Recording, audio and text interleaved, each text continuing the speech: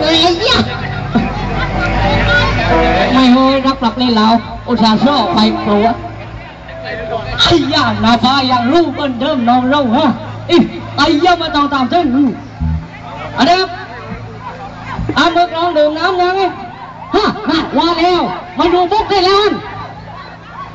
เอาน้ำวางไหมเอาเดี๋ยววันนี้ใครใช้กางเกงมาบ้างแล้วใครใช้กระโปรงมาบ้างแล้วทางกระโปรงทางกางเกงใครเกงมาแล้ว